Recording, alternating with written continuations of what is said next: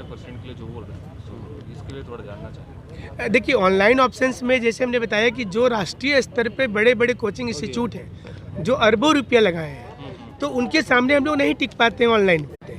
और हम लोगों के पास उतनी बड़ी इंफ्रास्ट्रक्चर नहीं है, नहीं करोड़ रुपया का बैंक से हमें कर्ज मिलता है जो बड़े प्लेयर को मिल जाता है दिल्ली में, तो इसके चलते हम लोग वहाँ पे नहीं टिक पाएंगे, जाहिर सी चीज़ है। तो ऑफलाइन हम लोगों के लिए सीधा सीधी ऑप्शन रहता है। सर आजकल पूरा तो मोबाइल पे हो रहा है, पूरा सॉफ्टवेयर सब कुछ मोबाइल में हो रहा है। आप बोले करोड़ रुपया लगा रहे हैं, मोबाइल से बहुत चीज़ हो रहा है आजकल। देखिए, ऑप्शन है, आप इसको ऐसे समझ सकते हैं कि मोबाइल जिस ऑप्शंस की आप बात कर रहे हैं उस ऑप्शंस पर आज स्टूडेंट भी जाने को तैयार नहीं। स्टूडेंट को भी वही चीज़ समझ में आता है जहाँ पर वो भी बहुत बड़ा इन्वेस्टमेंट देखता है, तो इसका भी तो नुकसान हम लोगों को सीधे तौर पर हो रहा है।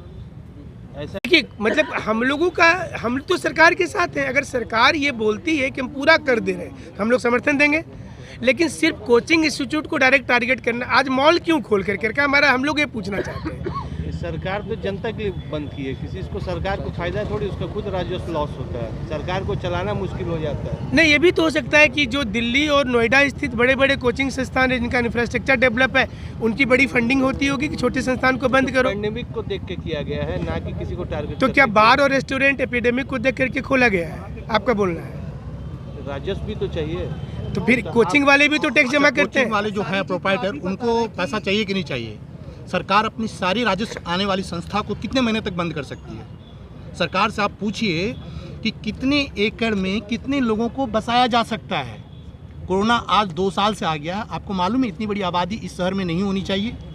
आप एसडीओ और डीसी से पूछ के आइए आज कि क्या सर साक्षी एरिया का जो एकड़ है इसमें कितनी आबादी इस मार्केट के लिए है?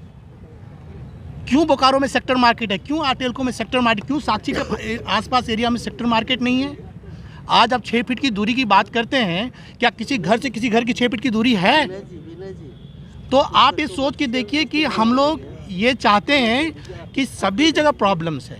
अगर बच्चे को क्लासरूम में लाया जाए, ठीक है, अगर आप ये तय कर दीजिए एक क्लासरूम में 5 बच्चे बैठ सकते हैं, इतना बाई। इसका मूल उद्देश्य ये है कि जैसे जैसे ही कोरोना की आहट होती है तो सारे चीज़ सरकार खुली रखती है, मॉल खुला हुआ है, रेस्टोरेंट खुला है, बार खुला है, लेकिन सिर्फ कोचिंग इंस्टीट्यूट को तुरंत बंद कर दिया जाता है। तो हमारा सीधा विरोध है इस पर कि आप पूरा लॉकडाउन कीजिए, हम लोग समर्थन देंगे, लेकिन हर बार तीसरा साल है ये, कोचिंग इंडस्ट्री में हज़ारों लोग जुड़े हुए हैं जिनको भारी नुकसान हो रहा है इस समय में, और वो अब चल पाने में असमर्थ है, और इसलिए हमारा विरोध है सरकार के साथ में। और हम लोग ये सरकार से मांग करते हैं कि हमें 25% के साथ बच्चों का जिसका डबल वैक्सीनेशन हुआ है उनके साथ हमें खोलने की इजाज़त दे, ताकि हम लोग भी अपना रोज़गार को चला सकें।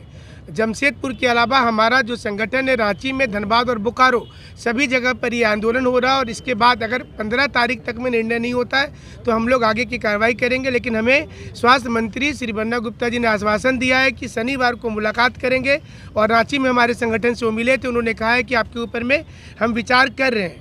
और हमारा देखिए सीधे तौर पर है कि आप पूरा बंद कर दीजिए।